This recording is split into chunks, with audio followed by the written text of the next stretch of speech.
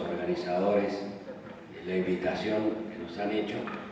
y a ustedes por escucharnos. Hablar de Obregón Cano es hablar de un referente de nuestra juventud. Allá por el año 62-63, cuando nos incorporamos aquí en Córdoba, la Juventud Peronista del Cerro, con Saburlí, el Lucho Miranda, el Tito Cucuchet y otros más, éramos indudablemente los zurdos, los bolches de esa época, y nuestra relación no era muy permanente, pero sí cuando lo necesitábamos con don Ricardo para escucharlo hablar. Y advertíamos que era un hombre que se había tomado en serio la política y se había actualizado de tal forma que todos los acontecimientos, desde la Revolución Cubana hasta los planes conistas del 60, los había vivido de una forma muy intensa y a un mismo nivel con nosotros. Le colaboramos en parte en la campaña hasta el año 73 en que asume el gobierno, dentro de un fervorizado peronismo y enfervorizado encubiertamente los enemigos de siempre encubiertos que muchas veces no daban la cara, pero que después la dieron. En el año 74, cuando asumo como fiscal de noveno turno, recuerdo las declaraciones de Julián Chape, un teniente coronel que era el segundo jefe de Navarro de la jefatura de policía, haciendo declaraciones muy fuertes referidas a un supuesto movimiento en contra del gobierno constitucional. De declaraciones, efectivamente, que le tomamos en aquella época, que duraron 2 o 3 días, se pudo colegir la presencia de los enemigos de siempre y de la derecha escondida, sin la valentía de enfrentar a quienes eran sus supuestos enemigos. Le llevé con Fausto Rodríguez y con Mujará un sábado que venía de Río Cuarto, le llevamos la denuncia y le explicamos, yo le expliqué síntesis de lo que se trataba, con nombres y apellidos, porque Chape tenía muy en claro quiénes eran, desde el capitán Gadea hasta Rigatuso y de Julio Antún hasta Padrán, mesa redonda peronista, que eran los que estaban queriendo boicotear el gobierno, pero de una forma violenta, pero nunca desde la perspectiva de una asonada de policía, como efectivamente ocurrió. Esa asonada no fue la expresión puramente o únicamente política de un jefe de policía local, fue la expresión de un grupo de gente que no toleraba a Obregón Cano. No lo toleraba Prima Testa, que lo veíamos recién firmando en la Asunción, por el estatuto del docente privado, que era un parte o algo parecido a lo que fue de gobierno radical de Páez Molina, que también tuvo el repudio de la Iglesia. Yo recuerdo, sí, y lo decía los otros días Baroneto, que los obispos, los jefes de la Iglesia cordobesa, mandaron un mensaje a Buenos Aires como diciendo, está en lo que decía Lucio, un comunista. Estaba repitiendo Lucio lo que decía Perón, y a su vez repite. La Iglesia, que no le toleraba las actividades empresariales con problemas de la carne, con el problema del transporte, que tampoco toleraban a Obregón Cano, y los sectores reaccionarios de siempre que dentro del sindicalismo, y escuchamos recién, se va a acabar la burocracia sindical, que ya era parte de la efervescencia de una nueva renovación sindical del peronismo por modificar sus estructuras arcaicas y viejas, como veíamos a los arcaicos y los viejos, con Lorenzo Miguel, Otero y Casildo Herrera.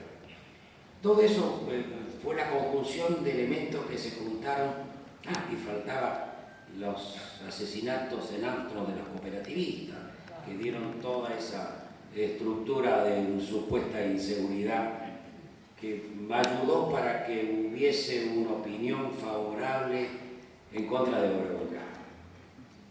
La caída de Obregón Cano no representó tan solo la caída de un gobierno popular, constitucional, sino fue el comienzo de lo que yo llamo el terrorismo de Estado en la provincia de Córdoba.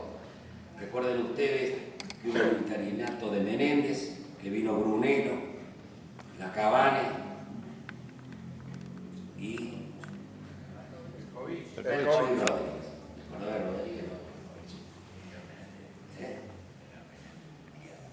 un día al medio, exacto. O sea, pero estaba dentro de una misma sintonía.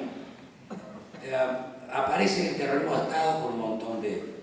mismos atentados que le hacen a la casa en el cerro de Obregón Cano, los atentados a Pereira, que era el senador de Balnearia, al negro, al Erico Tejada. Un montón de atentados que crearon una incertidumbre que ya no se sabía en dónde se estaba y ni quién gobernaba ni qué se pisaba. Esto es el comienzo de lo que después fue la llegada del famoso brigadier Lacabane, los Orbizu, el Banco Social, el Banco de Préstamo, las 3A, los grupos que trataban de contener la juventud peronista que estaba en contra de ese movimiento navarrazo, y que todo fue la violencia, la muerte de esa época que la marcó mucho el brigadier Lacabane. Bercové Rodríguez fue un continuador sin trascendencia y sin mucha importancia, pero sí es digno de destacar, el navarrazo es el comienzo del terrorismo de Estado en Córdoba, que todavía no habían conformado las 3A o la Columna Libertadores de América, sino que las importó Lacabane con el CNU de La Plata y otros grupos, los Orbizu, que vinieron de otros lados, y que conformaron, sí, hicieron más sólido esa, y con García Rey como jefe de policía, más sólido esa estructura. Por eso, así como una síntesis de un relato histórico desde una óptica de la justicia de donde estaba yo en esa época, rescatamos la figura de Obregón Cano como un hombre abierto, no hablar de honestidad porque no es suficiente, era mucho más que eso, o sea, era una síntesis de un pensamiento avanzado que tendía a lo que Obregón recién decía, el socialismo nacional, la transformación, la liberación latinoamericana, buscando una igualdad. Y ayer decía Horacio, refiriéndose a un conservador, que era el ministro de Agricultura, que hablaba de prácticamente la revolución del campo, hacer parcelas para entregar a los demás. O sea, había tanta efervescencia, tantas ideas para poderlas canalizar, que hasta un representante del conservadorismo incorporado al gobierno de Obregón ya pretendía la entrega de las tierras a los demás. Bueno, eso es en síntesis el pensamiento que yo quería traerle acá, no con la simpatía y las anécdotas de Lucio, pero con algún relato histórico que era importante rescatar, rescatando en él a una figura muy importante, que los gobiernos peronistas, desde la Sota, los de Schiaretti, no supieron ubicarse a tiempo para rendirle homenaje a un hombre que le está viviendo 96 años esperando que alguien le haga un homenaje.